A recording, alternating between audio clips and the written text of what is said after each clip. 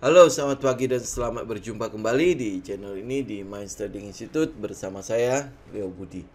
Oke, di video kali ini kita akan bahas tentang watchlist yang bisa kita perhatikan minggu ini. Siapa tahu di hari Jumat ini kita bisa mendapatkan setup untuk memasuki saham-saham tersebut sampai ke minggu yang akan datang ya.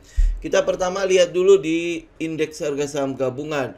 Penutupan indeks harga saham gabungan di 2 hari candle ini itu menunjukkan bahwa ada penolakan untuk turun. Jadi ini ada perlawanan balik nih dari buyer yang menolak untuk turun. Ditambah lagi dengan hari ini Bank Indonesia menaikkan sampai 50 basis point. Itu di luar ekspektasi dan memang sedang ditunggu-tunggu oleh market karena kita sudah ketinggalan cukup jauh dari negara-negara lain termasuk The Fed. The Fed sudah menaikkan berapa kali suku bunga, sedangkan kita baru, ini berarti yang kedua kali Bank Indonesia menaikkan suku bunga. Jadi semoga itu merupakan sebuah sentimen yang cukup bagus untuk perkembangan indeks harga saham gabungan ke depannya. Ya, ini untuk indeks harga saham gabungan. Nah, sebelum kita masuk ke dalam watchlist, ini saya ingin memberikan sedikit announcement untuk kelas coaching di batch 11 yang akan berlangsung di 3 Oktober sampai 2 November, di mana early bird-nya adalah sampai tanggal 25 September. Untuk teman-teman alumni Plus Actions, teman-teman bisa mendapatkan harga khusus untuk kelas coaching yang terakhir di 2022, dan ini merupakan kelas coaching batch terakhir juga. Setelah ini memang sudah tidak akan ada lagi kelas coaching selanjutnya ya. Jadi teman-teman bisa manfaatkan early bird-nya 9,9 juta sampai hari Minggu ini tanggal 25 September. Untuk keterangan lebih lanjut silakan teman-teman bisa hubungin admin ya. Baik, kita mulai dengan watchlist kita. Yang pertama adalah PBSA. Nah, saham ini teman-teman perhatikan ya, area resistennya ada di 332. Jadi ini sudah berada di atas EMA 200 juga, dan posisinya pada saat dia berada di dalam keadaan sideways ini, teman perhatikan volumenya cukup besar di sana. Sesuaikan juga dengan likuiditasnya ya. Teman-teman mungkin akan lihat lot size-nya mungkin tidak terlalu besar untuk teman-teman yang bermodal yang cukup tebal ya. Jadi pastikan teman-teman sesuaikan dengan likuiditas yang ada. Jadi lot size-nya kalau tidak terlalu besar, berarti teman-teman juga masuknya juga jangan sampai terlalu besar. Jadi nanti jangan sampai sudah masuk terlalu banyak tapi keluarnya susah ya. Oke, ini PBSA, teman-teman perhatikan area sekitar 330. Saham yang kedua adalah saham penerbangan, yaitu AirAsia Indonesia, CMPP. Ini CMPP sama seperti PBSA, kita juga perhatikan adalah resistennya. Resisten terdekatnya ada di sekitar EMA 200, dan itu juga mungkin akan menjadi awal dari perubahan perilaku pada si AirAsia Indonesia. Kita tahu bahwa sentimennya cukup banyak untuk AirAsia saat ini, di mana mereka sudah membuat aplikasi seperti Gojek. Di situ ada AirAsia Food, AirAsia yang berhubungan dengan transportasi juga kayak Gojek itu. Ditambah lagi dengan mulai meningkatnya penggunaan transportasi udara untuk wisata dan sebagainya ya. Jadi ini kita berharap ini sentimen ini bisa cukup mendorong emiten ini untuk bisa kembali naik ya. Jadi perhatikan dulu, konfirmasi dulu resistennya di sekitar 316. Saham yang ketiga adalah DGIK. Teman-teman juga bisa perhatikan dia dalam keadaan sideways. Ini masih dalam keadaan di mana yang sering saya sebut sebagai set 1. Teman-teman untuk tahu set 1 itu seperti apa, silakan teman-teman bisa ke kelas price action ataupun di coaching kelas ya. Ini adalah set satunya. Jadi posisinya kita akan menunggu konfirmasi break dari resisten. Jadi untuk mengetahui changing of karakternya. Jadi dari sideways dia akan mulai berubah menjadi uptrend ya. Jadi ini perhatikan di 132 itu adalah area resistennya. Jadi nanti teman-teman jangan lupa bikin trading plan-nya ya. Jadi udah tahu dulu di mana risk-nya. Karena kalau dia dalam posisi yang sideways begini, sebenarnya risk-nya juga sangat-sangat kelihatan. Di teman-teman bisa kalau lihat dari support dari base ini ada di bawah 100 ya. Tapi teman-teman juga bisa lihat dari strukturnya. Teman-teman bisa pasang risk-nya itu di sekitar 107. Atau teman-teman memiliki aturan lain untuk menggunakan stop loss-nya. Jadi pastikan sesuaikan dengan karakter masing-masing. Kemudian saham selanjutnya adalah Cobex. Ini adalah saham yang berhubungan dengan alat-alat berat. Seperti kita tahu, market leadernya UNTR dan ada satunya lagi adalah Hexa, itu sudah naik duluan. Nah, posisi dari si Cobex juga dalam posisi yang ada di sekitar setupnya. Kita udah melihat bahwa tidak ada lagi low yang terjadi di sana. Kemudian dari trendline yang pertama itu sudah break dan sekarang dia bersiap untuk break area trendline-nya. Area trendline, jadi kita akan memperhatikan area sekitar 408 sampai ke sekitar 438. Jadi pastikan konfirmasi dia break, teman-teman ikut. Buat teman-teman yang agresif, sebaiknya menahan diri dulu karena kondisi marketnya masih belum menunjukkan arah yang baik.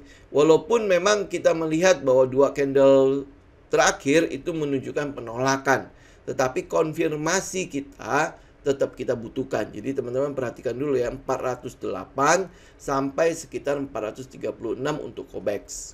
Kemudian saham selanjutnya adalah RMKE. Setelah mengalami kenaikan, RMKE sudah mengalami pullback dan dia udah mulai mengecil momentumnya di sekitar support 900. Jadi teman-teman perhatikan, tunggu adanya candle reversal terjadi di sana, baru teman-teman mulai melakukan pembelian. Ini teman-teman perhatikan, RMKE posisinya adalah saat ini pullback dan dia sudah mulai momentum kecil, jadi kita bisa menggunakan metode buy on pullback di situ. Tapi pastikan tunggu konfirmasi reversalnya. Ya, ini RMKE, kemudian ada NICL, PAM Mineral, teman-teman juga perhatikan ya, kita butuh konfirmasi di sekitar area 110. Jadi 110 break resisten, jadi buy on breakout saja. Itu di 110 baru teman-teman mulai ambil. Ingat, breakout dengan volume yang besar ya. Oke, yang selanjutnya adalah ADMR. ADMR, Adaro Mineral. Jadi ini kemarin kita udah sempat mention mengenai ADMR dan dia pullback, kemudian sudah ada sinyal reversalnya. Ini ada bullish engulfing di sana dan kita hanya tinggal menunggu konfirmasi satu lagi yaitu breakout dan harga bisa stay di atas 1920. Jadi ini yang kita tunggu. Jadi kalau kemarin teman-teman mungkin sudah masuk, tinggal follow the plan. Kalau teman-teman yang masih belum masuk, kita tinggal konfirmasi dia breakout dan dia harga sudah berada di atas 1920. Ini ADMR. Kemudian untuk saham-saham pariwisata, ini ada satu yaitu PANR. Kalau teman-teman yang mungkin ketinggalan di sekitar money spot, ini ada satu area lagi yang bisa teman-teman perhatikan, yaitu area value-nya di sekitar 270. Jadi peluang untuk kita bisa koleksi PANR itu masih ada, sekali lagi di sekitar 270. Jadi pastikan dia break. Nah, kalau misalnya PANR teman-teman menurut teman-teman sudah terlalu tinggi, ada satu saham lagi yaitu IS. Ini saham yang sudah kita tunggu cukup lama. Kalau teman-teman masuk di sekitar money spot itu kurang lebih ada di sekitar IS ini sampai sekitar 1 bulanan ya. Nah, posisi sekarang kalau teman-teman masuk di money spot itu kurang lebih sudah ada floating profit sekitar 20%-an. 20% lebih ya. Nah, posisi dari IS ini sudah break dari 108. Jadi dia udah break dari area sideways ini. Kemudian teman-teman tinggal perhatikan ya, ini masih ada shadow. Jadi ada peluang terjadi pullback di sana. Teman-teman bisa tungguin pullbacknya.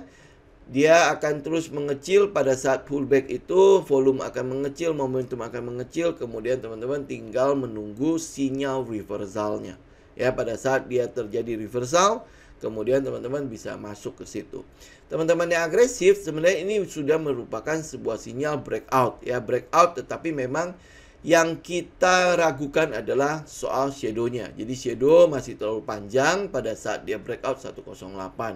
Kalau seandainya IS ini terus melaju gitu ya, terus melaju, teman-teman sudah jangan dikejar. Jadi teman-teman tinggal tunggu dia pullback. Mungkin dia akan ada pullback kembali ke sekitar 108 atau besok juga masih akan ada pullback lagi. Jadi teman-teman tinggal menunggu momentum pullbacknya dan tunggu konfirmasi reversalnya ya. Kemudian ada saham yang lain adalah saham Indosat. Jadi saham telekomunikasi yang kita tunggu adalah break dari pattern tersebut. Jadi ini break, teman-teman bisa tunggu yang konservatif di sekitar 7.500.